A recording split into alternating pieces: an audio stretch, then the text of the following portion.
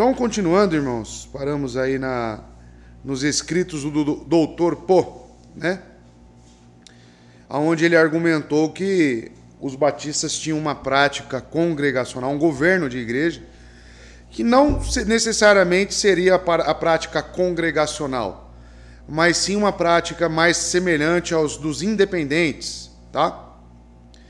E agora ficou essa questão, né, onde o historiador James Renihan, ele diz que não podemos olhar apenas para os documentos do Dr. Po, e temos que consultar outros documentos, principalmente de batistas, para entender o governo da igreja naquela época, das igrejas batistas. Então, no slide aí 18, tá? O governo da igreja nos escritos eclesiológicos. Nós vamos começar a consultar aí os escritos, por exemplo, de Hansard de Knowles, que era um batista, um pastor batista. E tem muitos documentos falando sobre a prática e governo de igreja naquela época, olhando realmente para uma igreja batista. Lembrando que o Dr. Po, ele não era propriamente dito um batista. E ele analisou o governo da igreja a partir dos escritos de John Owen, que era um independente, tá? Então não teve um crivo, talvez, aprofundado na prática, tá? Então ele foi muito por inferências. O slide 18 vai estar aí da seguinte forma. Os escritos eclesiológicos dos batistas particulares fornecem muitas informações para determinar a natureza de suas posições teológicas em relação ao governo da igreja. Então, olha só, o James Renihan diz que tem muitas informações, tá, para determinar essa natureza, para termos uma posição teológica. E podem ser fornecidos vários exemplos que abordam um tópico em consideração. Tá? Então, primeiro, no slide 19, próximo slide. Que exemplos são esses? Primeiro deles, Hansard de Knowles. Tá? Ele teve essa forma de governo que veio dos independentes um pouco modificada. Tá? Então, lembra que eu disse aos irmãos que talvez nem tanto o congregacionalismo, que é aquela forma de governo totalmente democrática, né, onde os assuntos fluem da própria Assembleia, membro levantando, falando, quero que vote esse assunto, né? Então, assim, essa é a forma totalmente congregacional, e existe aquela forma, digamos, que vai na linha do meio, né, entre os independentes, que traziam todos, o presbitério trazia todos os assuntos já pré-definidos, e assim a igreja só concordava ou não, tá? Então, digamos que esse método de Hansard de Knowles é a via do meio. Não é nem essa democracia absoluta, né, onde todo mundo levanta e vota o que quer, e nem tanto essa questão só do presbitério tomar as suas decisões na igreja. O que eu quero dizer, então, é que existe, sim, a parte em que os pastores têm decisões, e existe, sim, a parte onde a igreja tem que tomar decisões. E nós, olhando para as Escrituras, tentamos buscar um equilíbrio nessa questão. E é o que veremos aqui na prática de Hansard de Knowles. Hansard de Knowles participou do movimento batista particular desde os seus primórdios. Então é alguém que deve ser ouvido. É alguém que deve ser estudado e analisado. E após passar por um processo que levou sucessivamente para fora do ministério da Igreja da Inglaterra e para uma posição batista plenamente desenvolvida, em seus escritos eclesiológicos, ele discute questões acerca de um governo de igreja em vários lugares. Em sua obra de 1645, intitulada como uma resposta moderada ao livro do Dr. Bastwick, chamado Independência não é uma ordenança de Deus, que Knowles defende que ele denomina uma forma de governo eclesiástico presbiteriana independente. Bastwick, de acordo com Knowles, defendia a posição presbiteriana clássica, na qual uma igreja particular estava sujeita à jurisdição ascendente de instâncias da igreja, enquanto que Knowles procurou defender o sistema independente, o qual estava em desenvolvimento e sendo adotado em muitas igrejas através da influência de homens como John Cotton. Então, Knowles vai chamar esse governo, a qual ele avalia como mais coerente, olhando para a forma dele, tá? Depois nós vamos comparar com outros exemplos. De presbiteriana independente, é o nome que ele deu para esse governo de igreja. Então é algo que vai envolver o presbitério e é algo que vai envolver, de certa forma, a independência da igreja, essa autoridade que a igreja tem. Já o sistema defendido pelo Dr. Bastiowicz era um sistema que tinha uma jurisdição ascendente, né? Ou seja, hierárquica, que vinha de cima. É o que nós entendemos aí como o presbitério, né? Os sínodos que a igreja presbiteriana tem como governo. Tá? Então, continuando, Knowles considerou que a exegese de Bastiowicz era defeituosa e que as escrituras ensinavam a posição independente, tá? A qual ele define como um governo presbiteriano que não tem dependência de outros em assuntos puramente eclesiásticos, tá? Ou seja, o presbitério da igreja local tinha essa independência, né, e autoridade para resolver os assuntos junto com a igreja. Mas depende apenas do Senhor Jesus Cristo, que é o cabeça da igreja. Ele nega a insistência de Bastiowicz de que havia uma igreja em Jerusalém que era formada por muitas subcongregações e que eram governadas em conjunto pelos presbíteros de uma única igreja. Isso nós estudamos na Confissão de Fé quando analisamos a forma dos presbiterianos governarem. O embasamento bíblico deles está em Atos 15. Justamente quando Paulo e Barnabé vêm resolver questões para outras igrejas em Jerusalém. E eles acham que aquilo é um embasamento bíblico, né? Para assim embasar a dependência das igrejas em uma outra. E não cada igreja ter a sua própria independência e tomar ali os seus assuntos e decidi-los. Ele nega a insistência de Bastiowicz que havia uma igreja em Jerusalém, então. À primeira vista, Knowles parece defender o governo da igreja por meio, tá, de presbíteros. Conforme a definição de Paul Bull, Sang, os presbíteros governam e a congregação consente. Ele diz, não é negado pelos irmãos que os presbíteros em todas as igrejas eram homens que governavam as igrejas, nas quais eles eram pastores. Ao longo do livro, no entanto, ele insiste na participação dos membros nos assuntos da igreja. O Dr. Poe, ele diz que, como vimos, os assuntos eram trazidos pelos presbíteros, mas como já definidos. Nós veremos que na posição de Knowles, eles não traziam esses assuntos já definidos no que tange a participação da igreja. Tá? Porque nem todos os assuntos a igreja talvez irá participar realmente. Tá? Mas em alguns assuntos onde exista a participação da igreja, não era algo já definido. Então nós veremos isso. Para Dr. Poole, não. Tudo isso já era trazido pelos presbíteros, como já o martelo batido. No próximo slide, 21, ele argumenta que toda congregação tem poder para julgar e admoestar em assuntos relativos à disciplina eclesiástica. Que toda a igreja, a multidão, estava presente e aprovou as decisões. Em Jerusalém, registradas em Atos 15, e que os irmãos da igreja têm o direito de participar da admissão de novos membros. Essas afirmações reconhecem alguns direitos participativos entre os membros da igreja.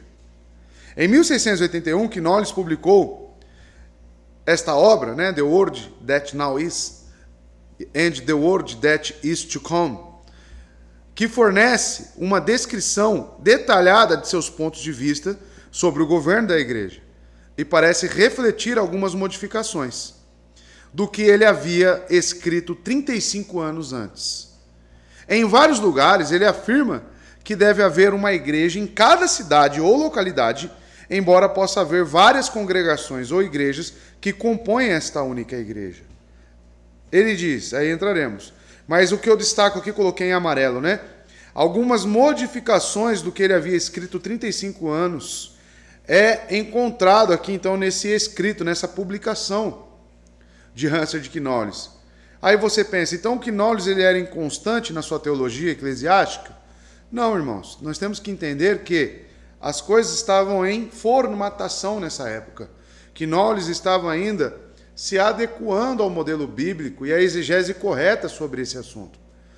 Estava descartando algumas coisas e aderindo a outras. Todo movimento separatista teve que passar por essa reforma, digamos, em sua teologia. Então, 35 anos é um período longo e que certamente muitas coisas mudaram. Tá? Mas vamos ver aqui o que diz, o que ele diz. Aí o próximo slide aí tem até a fotinha dele. É aquele que está ligado só, né? Esse aqui está um pouco diferente. O que ele diz? Veja só os escritos de Knowles. A igreja em Jerusalém foi a primeira de todas as igrejas evangélicas. Em sua primeira constituição, essa igreja consistia em uma congregação particular de santos crentes e batizados com água. O número dos discípulos foi multiplicado de 120 a 3.000 e a 5.000, de modo que os apóstolos possuíam seus próprios grupos, associações ou congregações distintas em Jerusalém. Atos 4, 13, 19, 23 mostra isso para nós. Todavia, todos possuíam um só coração, uma só alma, todos constituíam apenas uma igreja. Todas as congregações particulares em cada cidade eram denominadas e chamadas de igrejas do Evangelho. E isso deveria contribuir para o bem-estar de uma igreja particular de 3 maneiras.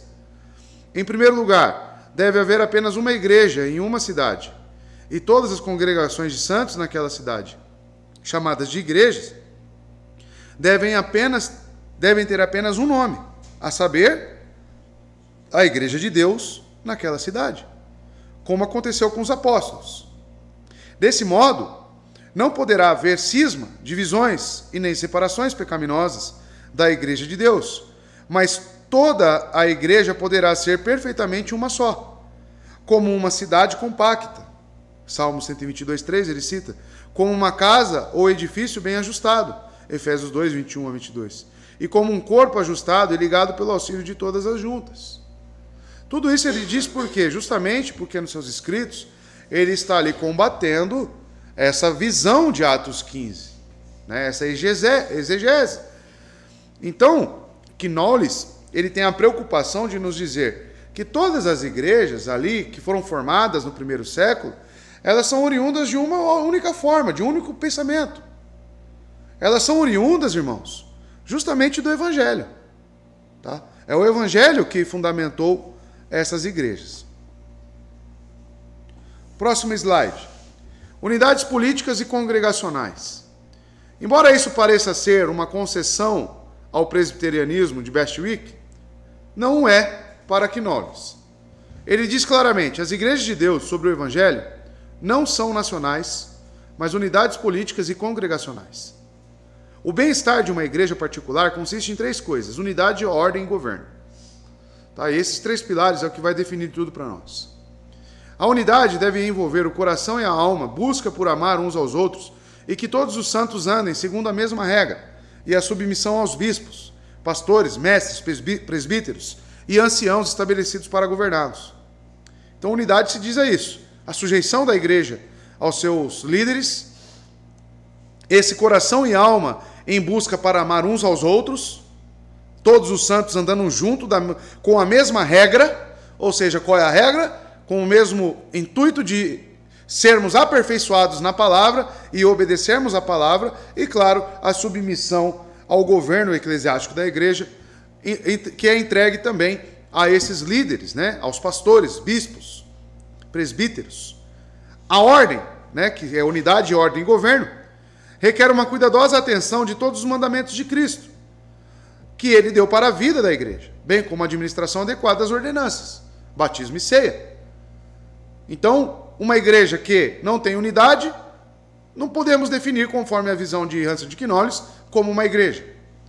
Uma igreja que não tem amor uns pelos outros. Uma igreja que não tem comunhão. uma igreja que não se submete aos seus líderes. Então isso não pode ser caracterizado como uma igreja. Também uma igreja que não tem ordem, uma igreja que não administra as ordenanças, uma igreja que não busca fazer o que Cristo ordenou. E por último, o governo. Então, se essa tríade aí estabelece uma definição, na visão de Knowles, você tirar um desses pés, fica insustentável. O governo encontra sua fonte em Cristo. Ele delegou autoridade a apóstolos, profetas, evangelistas, pastores e mestres, chamados bispos, presbíteros ou pastores, e que exerce seu governo por meio das disciplinas eclesiásticas da admoestação. Temos aí os embasamentos bíblicos. Da suspensão ou apartar-se de um irmão ou membro que anda desordenadamente. E da excomunhão dos membros que vivem em pecados grosseiros e escandalosos. Tá? Então, esse governo, que é exercido, sim, pelos presbíteros e bispos, na visão de Knowles, é justamente para colocar esta ordem na igreja, né?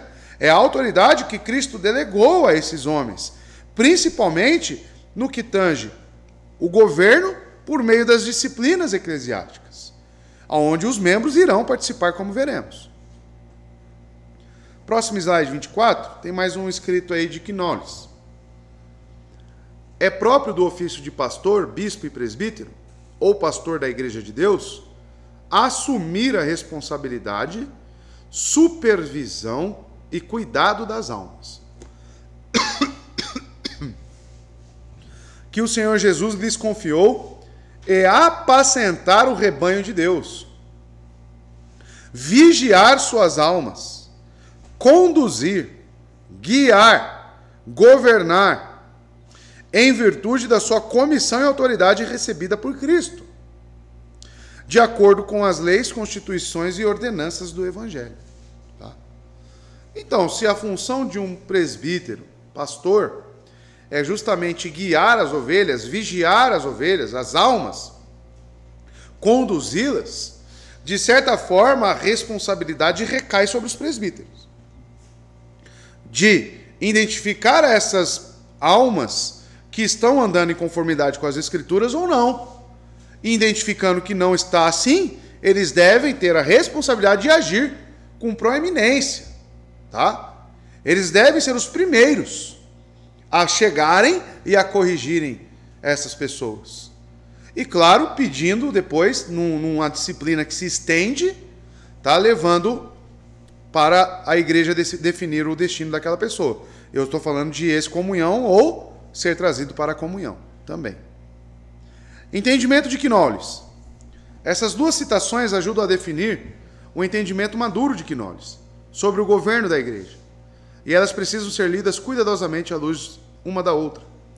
Ele acreditava no princípio independente do governo mediado por Cristo. Mas há um fator sutil de grande significado que deve ser observado. O governo da igreja não significa a supervisão geral de todos os assuntos eclesiásticos. Ele é cuidadosamente circunscrito a certas ações específicas, centradas principalmente na disciplina, admoestação, suspensão e excomunhão. Essas coisas, junto com o ministério do Evangelho.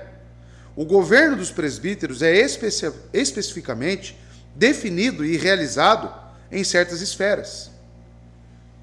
Não é um governo absoluto, veja, como diz Knowles, não é um governo absoluto, mas é um governo limitado, circunscrito pelos mandamentos de Cristo, ou seja, tem limitações, e quem fornece essas limitações?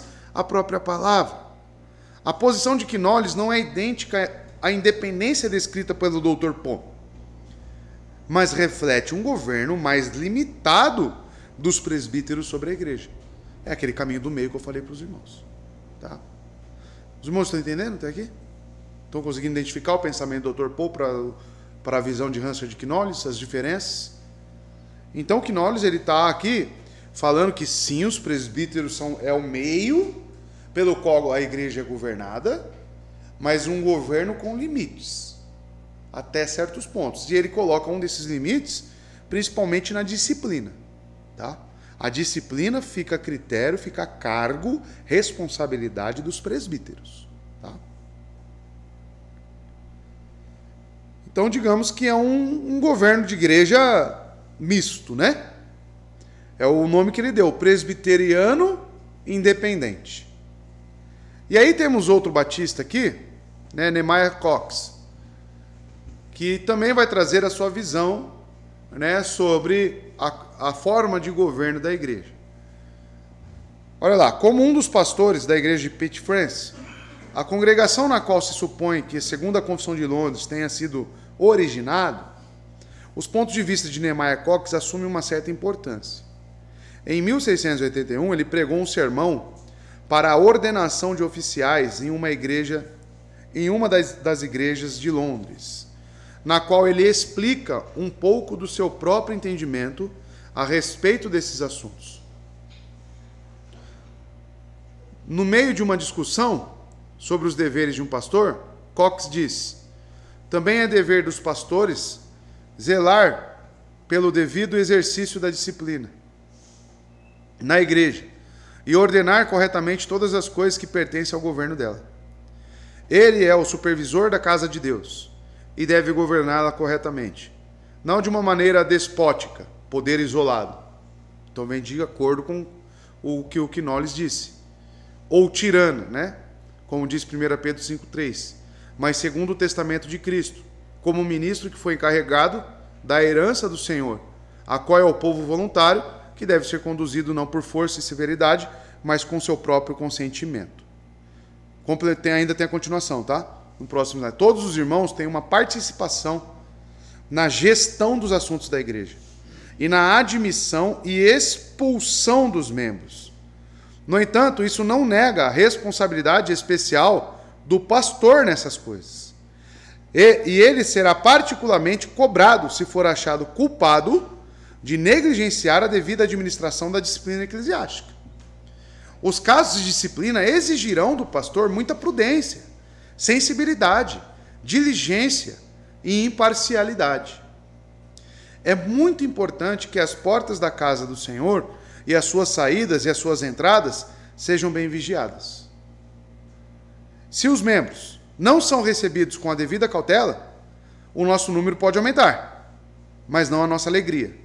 Se alguém for expulso precipitadamente e sem motivos justos, o escândalo e a inconveniência serão enormes.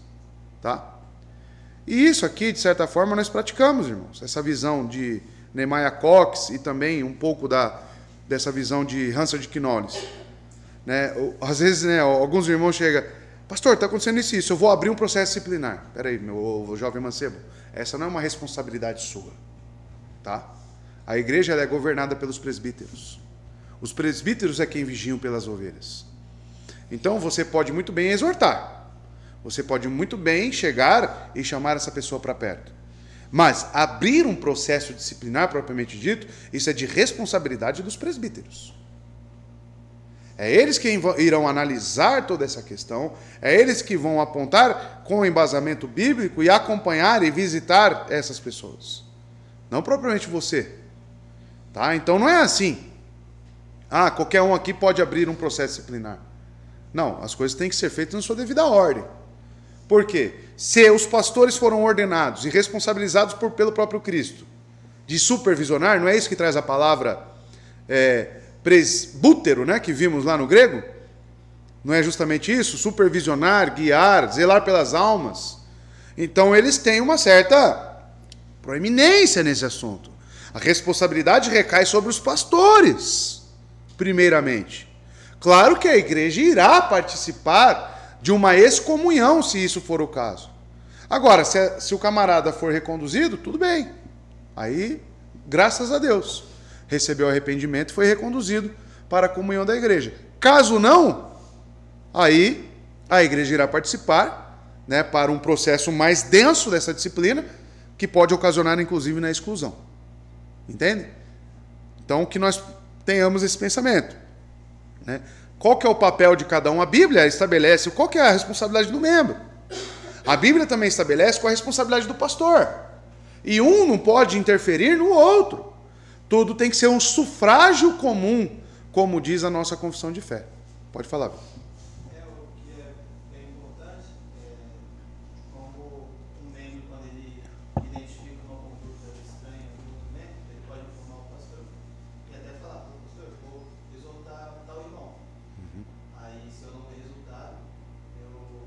Aí eu envolvo. Passo para o senhor, Isso. o caso, o senhor pede, mas é sempre bom, né, ter essa comunicação com o pastor. Exatamente. Porque às vezes a gente também acha que deve exortar, mas às vezes a gente está tendo uma visão errada e exorta sem necessidade às vezes. Exato. Então é muito importante ter essa orientação do pastor para que o pastor analise o caso e oriente. Exatamente. Deve exortar, não deve, para que a gente não seja muito afoito nessa questão. Sim. Por exemplo, né, vamos polemizar um pouquinho. Você vai lá na casa do irmãozinho, né, você vai lá visitar, o Vitor vai visitar o Flávio. Aí chega lá, o Flávio serve uma taça de vinho pro Vitor. Não, vou falar pro pastor, vou ter que abrir um processo disciplinar contra o Flávio. Aí vai chegar em mim, eu vou abrir um processo disciplinar? Por quê? É pecado? A Bíblia fala que é pecado aí tomar uma taça de vinho? Não estou aqui liberando, tá? Eu só estou polemizando em um assunto que muitos enxergam como pecado e não é. E não é. Mas talvez na visão de algum irmãozinho seja. Né? Pela imaturidade cristã, pela falta de conhecimento bíblico. Por isso que o Vitor está falando é importante. Você viu uma situação? Conversa com o irmão com certeza vai falar, não, irmão, isso aqui é tranquilo, isso não tem problema, né? Aí o irmão ainda continua incomodado, aí ele vem e comunica com o pastor. Aí a função do pastor vai ser o quê? Instruir aquele irmãozinho à luz da palavra. Né? O que realmente envolve o pecado com bebida alcoólica? Que é a perda da sobriedade. Tá? Então tomem cuidado com isso, né? De serem taxativos. Por exemplo, né? A pessoa vem apenas, né, no dia do Senhor, por exemplo, ela consegue vir só numa parte do culto, né? Ou na manhã ou à noite. O ideal seria o quê? Ele estar aqui nos dois, correto? Mas a Bíblia fala que ele tem que vir em todas as programações. A Bíblia nos dá um número de números a ser congregados na semana. Ela fala que não se ausentemos, né? Mas nós temos aqui irmãos que têm essa dificuldade com a distância, né? Tudo mais, a família. Então, nós temos que ter bom senso também em tudo isso. Elas não estão faltando aqui porque querem, porque é um ato deliberado delas. Porque se elas realmente pudessem, elas estariam em tudo, correto? Mas nós temos que ter um bom senso quanto a isso. Tá? Se colocar um pouco na situação das irmãs, ter empatia, tá? E ponderar essas questões. Claro que o ideal queria que todo mundo aqui estivesse em tudo, mas tem situações e situações, tá bom? Nós não vamos impor algo que nem mesmo o próprio Cristo impõe, tá bom? Nós temos que tomar cuidado com isso. O importante é elas estarem congregando. Agora, claro, né, está faltando por ociosidade, aí a Bíblia condena, como veremos hoje, no parágrafo 11, se não me engano, da nossa confissão. Ah, está faltando por ociosidade? Aí não, aí já é caso de disciplina mesmo, tá bom? Mas, em casos extraordinários, acredito que as irmãs entram em casos extraordinários, nós temos que ter o bom senso, tá bom? Próximo slide. 28 aí. Presbíteros e membros juntos. Olha lá. Nesse parágrafo, Cox define os deveres dos pastores como supervisores da igreja. Ele admite que todos os irmãos da igreja tenham participação na gestão dos assuntos da igreja e na admissão e expulsão de membros, mas que os pastores têm um dever especial quanto a essas coisas. Embora irmãos provavelmente signifique membros do sexo masculino, ainda assim ele aponta para o envolvimento ativo, pelo menos, dos homens na igreja, no que diz respeito às questões importantes da igreja. O governo dos presbíteros é ministerial, não dominador, e deve refletir a autoridade de Cristo entre um povo voluntário. Essa participação conjunta não elimina a obrigação dos membros da igreja de se submeter a seus pastores. Tá? Então, é uma participação conjunta. Tá? Algumas igrejas, batistas inclusive, eles elegem lá um conselho na própria igreja para definir esses assuntos administrativos. Aquilo que nós decidimos aqui como assembleia, algumas igrejas têm uma comitiva, né, uma comissão, para fazer essas assembleias entre eles e resolver os assuntos. E a igreja confia nas decisões desses homens. Pode ser assim também. Desde que a igreja, né, vote e consinta com a decisão e confie na decisão daquelas pessoas. Não adianta depois reclamar, né? Elegeu lá a comissão com 5, 6 homens. Deixa no critério deles. Eles tomam as decisões aí. E depois, no meio do caminho, começa, por que você decidiu assim? Mas peraí, você votou de que eles eram os responsáveis. A igreja consentiu com isso. E no meio do caminho querer, né, mudar. Então, pode ser que os irmãos vejam por aí esse tipo de governo, tá? Uma comissão que é colocada para resolver. Geralmente envolve os presbíteros e diáconos da igreja. E eles resolvem todas essas questões. Nehemiah Cox, ele cita o seguinte. Procurei uma foto dele para colocar nesse slide aqui, mas não achei não. Acho que não tiraram muita foto do Nehemiah Cox. Vocês devem submissão e obediência aos seus pastores, enquanto desempenham seu ofício e exercem a liderança e supervisão que Cristo comissionou a eles para a edificação de vocês. Aí ele vai citar Hebreus 3,17. Obedecei aos vossos pastores e sujeitai-vos a eles. A obediência que o apóstolo exige aqui não é uma obediência cega e nem devemos supor que algo semelhante a um poder de criar leis seja conferido aos oficiais da igreja, mas é ordenado submissão a eles, na medida em que agem de acordo com o seu ofício e com a lei e testamento de Jesus Cristo. O que é exigido aqui é uma pronta obediência à palavra de Deus, ministrada por eles. Uma submissão humilde à sua justa repreensão e correção pastoral, quando isso se faz necessário devido a alguma má conduta. Tá? Então, o que acontece muitas das vezes é do membro não aceitar as decisões que o pastor está tomando. Mas aí, entra em que sentido que não é não aceitar? Qual que é o crivo para que eu me submeta ou não? A palavra. O pastor está fazendo isso, e isso está dentro das obrigações do pastor? Ele tem direito de chamar a minha atenção, de me corrigir? Está dentro da Bíblia essa autoridade a qual ele está exercendo? Então eu devo me sujeitar ou não? Se é bíblico. Se ele está dentro daquilo que o próprio Senhor fala para ele fazer, que é supervisionar a minha alma. Então por que eu não me sujeito? Não concordo com você, o que você está falando aí está errado. Então Cristo está errado. Lembrando que não estou falando de uma situação onde o pastor está querendo impor a sua própria vontade. Eu estou falando de uma condição onde ele está exercendo o seu papel de governo da igreja, como pastor. Por que eu não me sujeito? Né? Eu não concordo. Não concorda por quê? Né? Então, existe essa situação muito na igreja, de pessoas que se rebelam contra pastores e que estão simplesmente exercendo o seu papel bíblico. Tá? Eu não estou falando, repito, da própria vontade do pastor. Estou falando daquilo a qual ele foi chamado a fazer. Então, acho que no mínimo, as pessoas têm que ouvir os seus pastores.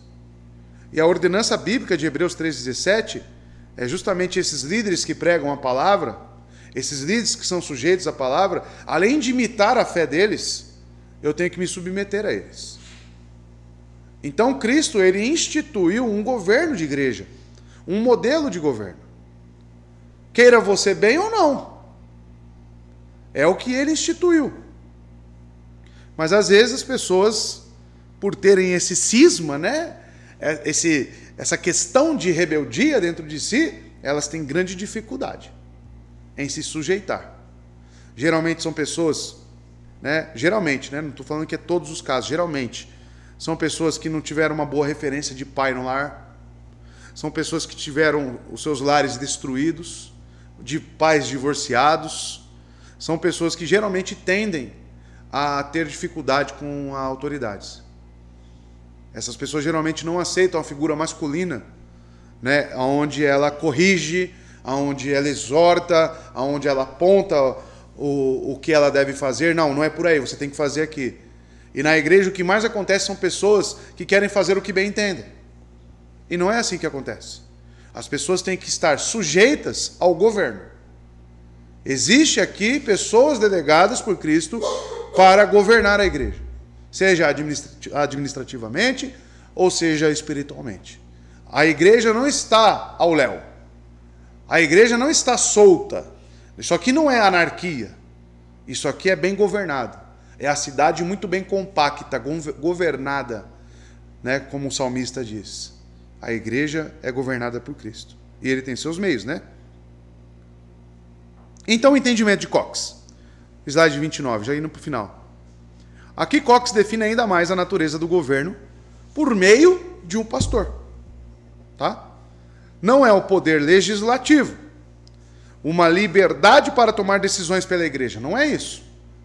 É enfaticamente pastoral. Pastoral. Tá? Se deve aplicar a palavra de Deus à vida da igreja. O governo ministerial tem limites definidos pela lei e testamento de Jesus Cristo. Por exemplo, o pastor pode me exortar porque eu troquei de carro? Mas e se essa troca de carro comprometeu a renda da sua família? Aí eu posso intervir. Estão entendendo? Aonde que é os limites? Tá? Você tomou uma decisão com o seu marido e essa decisão vai trazer implicações para a sua vida na igreja. Por exemplo, você vai passar a faltar mais na igreja. Aí eu posso intervir? Aí eu posso. Mas o que você decidiu lá com o seu marido? Talvez não. Determinados assuntos. Desde que não seja pecado para a sua vida. Entende? Então, o que é pastoral, eu tenho um dever. Eu tenho a responsabilidade de intervir. O que não é pastoral, se você veio, né, trocou o carro ou não, né, se você comeu arroz ou macarrão, enfim, eu me preocupo com os assuntos pastorais, que a Bíblia me ordena. Agora, o problema é que tem muitos pastores que vão além, né, disso. Tem pastores que colocam regras e ditames próprios, né, de sua própria vontade. E aí eu não devo me sujeitar a isso mesmo. Tá?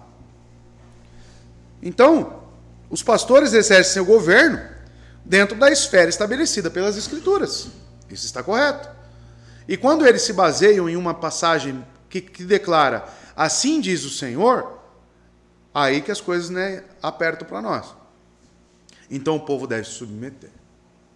Se o pastor aponta a questão em que você está envolvida, e ainda assim ele esclarece biblicamente para você, aí você fala, não, isso aí é a sua visão. Aí já é rebeldia. Porque se eu vi no texto que realmente está dizendo aquilo, se está dentro, respeitando toda a exegese bíblica, né, respeitando toda a questão realmente doutrinária, e me esclareceu esse ponto, e mesmo assim você continua na sua rebeldia, opa, aí é uma questão de levar adiante a disciplina. Aí talvez envolva até a igreja. Porque já que ele ficou uma palavra contra a outra, não, isso é a sua visão. Então tá bom, então eu vou chamar mais irmãos para tentar te falar sobre esse texto, tá bom? Vou trazer aqui irmãos que têm um bom testemunho, vou trazer aqui irmãos que estudam a Bíblia, e nós vamos conversar sobre isso. Inclusive na igreja a gente tem até a nossa comissão aqui de ética e disciplina. Justamente para quê? Para que não fique uma palavra contra do outro. E geralmente, né, o pastor, nos casos que nós tivemos aqui, erramos alguma vez, ô Felipe? Podemos errar? Podemos. Mas quando envolve a igreja, as chances de erro diminuem. Tá? Mas já aconteceu. Da comissão ter um parecer, chegaram na assembleia, as pessoas, eu acho que não é bem assim. E com o tempo, ficar caracterizado justamente o que a comissão apontou. E aí? Aí, né, fica uma questão meio chata. Fica uma questão de que a pessoa que então foi, de certa forma, contrária à decisão da comissão, não tinha clareza bíblica totalmente sobre o fato. Né? Então, nós temos que estar prontos. Por que eu bato na tecla de vocês estudarem a confissão de fé? Porque a confissão vai trazer para nós embasamento bíblico, vai nos trazer o entendimento correto, justamente para estabelecer juízo nessas questões. O que é a fé salvífica? Está lá, tem na confissão, tem? Tem ou não tem? O que caracteriza a fé salvífica? Está lá, é a fé na verdade. Aí chega na hora, a pessoa fala, não, você tem que sentir. O que você sente? Não, a Bíblia não fala isso. Não é o que você sente, não é o que você acha, não é as suas experiências. Não, e sim o que você crê dos fatos bíblicos. O que você se apega, o que você confia. Eu confio na palavra de Deus. Ontem eu mostrei o texto lá de João 8, né? Aquele que permanecer na minha palavra, esse realmente é o discípulo dele. O que permanece o quê? Nos sentimentos? Nas emoções? Nas suas próprias experiências? Cristo fala isso? Na verdade. Tá? Permanecer na verdade. Andar na verdade. Provérbios, o que Salomão diz ao seu filho? Guarde a palavra. Guarde a palavra no seu coração. Ate-a no seu pescoço, na sua testa, mas não se aparte da verdade, da lei. E é isso que nós devemos fazer, irmãos. Mas eles não têm poder para criar leis, olha lá, que vão além das escrituras para governar a igreja. Além disso, eles têm uma responsabilidade especial de trazer repreensão e correção aos membros da igreja que caírem em pecado. Eles não têm autoridade para ir além desses limites. O povo de Deus demonstra sua submissão à palavra quando se submete aos pastores quanto a essas coisas. A doutrina de Cox mantém a noção de que os pastores recebem sua autoridade por delegação de Cristo, através dos apóstolos, enquanto restringe essa autoridade a questões espirituais específicas. Dessa forma, a posição de Cox assemelha-se à de Knowles. Tá? Então você vê, né? Quando o historiador passa a analisar os escritos de pastores batistas em igrejas batistas, os dois estão de comum acordo na visão deles de governo de igreja. A visão do Dr. Poole lá estava um pouco dissonante, né? Justamente por quê? Porque estava vendo de fora. Ele estava inferindo a partir dos escritos de John Owen, que não era batista. Não era batista. John Owen era independente, congregacionalista. Era pedobatista, inclusive. Então veja que, quando queremos falar sobre o assunto, se eu quero falar de marketing digital, eu vou falar com o Felipe ou com o Flávio? Vou falar com o Flávio, né?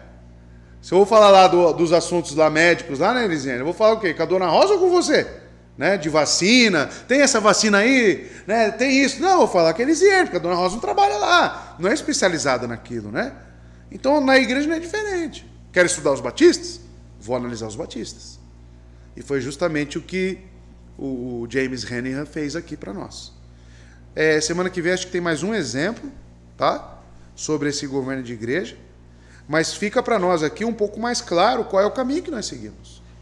Assuntos espirituais são inerentes aos pastores. Tá? Por exemplo, tem que trazer para votação na Assembleia qual livro da Bíblia eu vou expor? Não. Isso é critério do pastor. Tá? Isso é critério espiritual.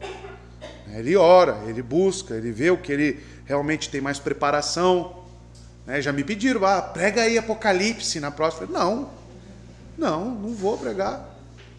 Né? Não vou, tem outros assuntos mais... É importante, mas eu tenho outros assuntos na frente disso para tratar. Tá? Os 10 mandamentos, por exemplo, né? Já pediram também.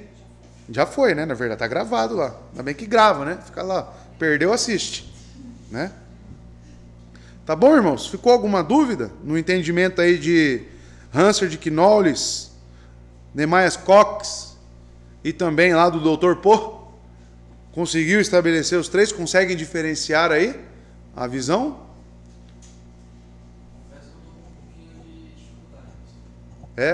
Qual o ponto que você mais não entendeu? Você falou sobre John Owen, né? Isso, John Owen. Ele é congregacionalista independente. Isso.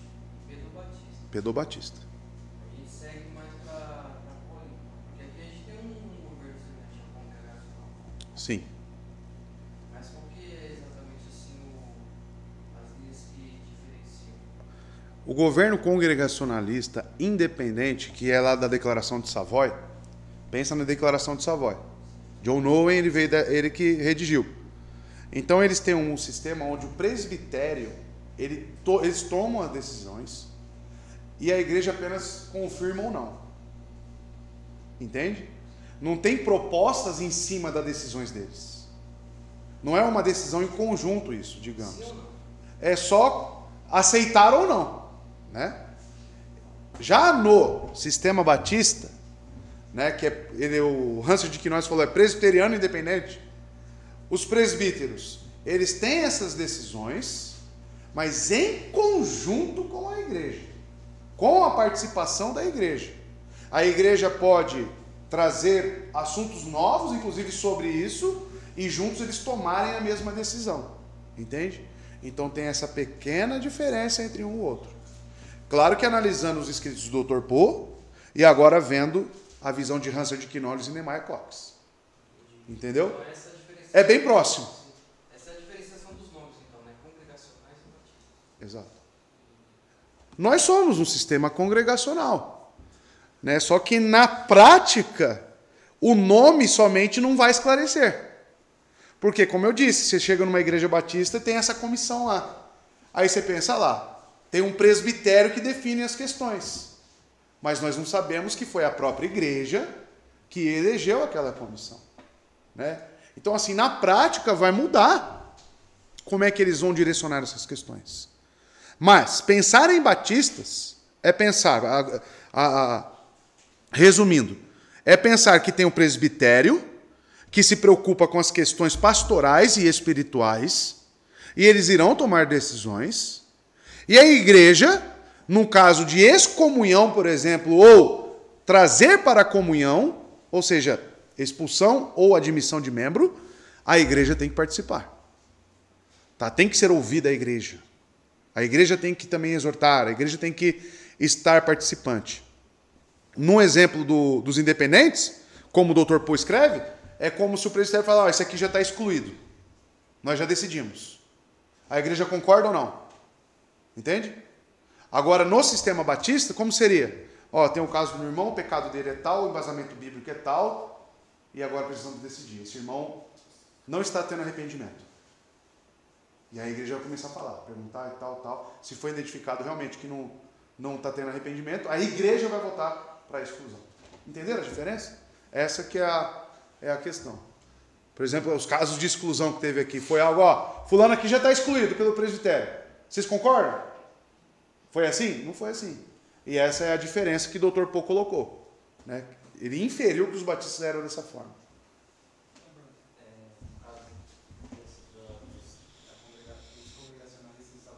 Se houvesse o caso da igreja, falar não, por exemplo, existe? Deve. Como é que será que... Não sei te dizer. Não sei te dizer. O Vitor teve essa dúvida, né? Assim, tomamos a decisão de excluir talmente. É. A igreja fala, não, mas não condiz. E aí, o que acontece? Não sei se volta o assunto, se reavaliam, né? Ou se eles dão essa carteirada aí de Hebreus, não, vocês têm que se submeter ao que nós falamos. Enfim, que o foco do historiador aqui também é estudar os batistas, né? Ele levanta esses pontos aí justamente porque estavam inferindo sobre os batistas. E ele quer dizer que não era bem assim. Olha a visão de Nehemiah Cox e olha a visão de Hansard de Quinones. Tá? Então, mas fica essa dúvida aí, não consigo te responder como que acontecia, né? Como é que procederia. Caso o presbitério falasse é isso e a igreja falasse não é isso. Né? Como é que ficaria? Tem que continuar na igreja, né? Pode ser que em algum momento ela não concorde com a decisão. Você tem que procurar uma igreja onde, né, tenha a Assembleia em comum acordo e as pessoas possam votar. Sim, é. Se você concorda, né, em participar da igreja. Não, mas ele pergunta em cima do sistema de governo da igreja, né? Como é que era gerida essa questão. Né? No caso de discordância ali entre a decisão do presbitério, que já vinha pronta, e a decisão da igreja, né? Como é que seria na prática isso? Enfim, não fica essa dúvida aí para pesquisa, né? Vou perguntar para alguns pastores se eles conhecem algum caso, né? Não sei se vão saber também. Então é isso, meus irmãos. Por hoje, fica aí a visão. O objetivo era passar a visão de Nehemiah Cox, que era batista, e de Hansard de Quinones, que também era batista. E o desfecho final do historiador aqui, James Renihan, é que a visão de Cox se assemelha à de Quinones. Então eles estão próximos ali na questão do governo de igreja. Vendo a nossa forma de governo, está semelhante também. Tá? É bem dessa forma mesmo. Né? Os assuntos pastorais, eu trato, né? eu começo ali, às vezes, um processo disciplinar e envolvo a igreja caso ele não tenha ali desfecho nas primeiras conversas. Né? Claro, envolvo alguns irmãos e depois eu trago para a igreja. Tá? Então nós estamos bem próximos da visão de Knowledge e Nehemiah Cox, tá? Na nossa forma de governo de igreja. Entendeu aí, Maurício? Conseguiu? Só a nomenclatura às vezes fica meio subjetivo, né? Ah, mas peraí, os independentes eram congregacionais. A gente também é. Então o mesmo termo com práticas diferentes? Exatamente isso. É o mesmo termo com práticas diferentes. Confunde mesmo, né? É isso que eu falo, né? Lá na convenção do Sudeste, eu falei, a gente precisa avaliar essas igrejas que fazem parte para ver na prática como é que está sendo. Quer dizer que é confessional, tudo bem, né? Que nem aí um irmão aqui da igreja perguntou sobre uma igreja lá de São Bernardo do Campo. Igreja Batista Urbana. E perguntou indicações, né, sobre o pastor, sobre a igreja. Eu falei, não sei, não conheço, mas vou perguntar para os pastores lá da região. Aí me informaram que o pastor lá é discípulo do Ed René. E é uma igreja que se diz reformada e confessional. Tá? Então, existem todas essas aberrações por aí, gente. Tá? Todas essas aberrações. Aí falei, com base no testemunho do pastor, falei, não recomendo essa igreja por causa disso, eu disse disso. Ah, obrigado. Tudo bem. Então, dizer que é confessional é uma coisa, agora você ver na prática é outra. Colocar lá no site, lá, subscrevemos a Confissão de Fé Batista de 1689. É necessário uma participação nessa igreja para ver como é que funciona. Se realmente são confessionais ou não. É o que nós chamamos de confessionalidade prática. Tá? Certo, irmãos? Deus abençoe os irmãos.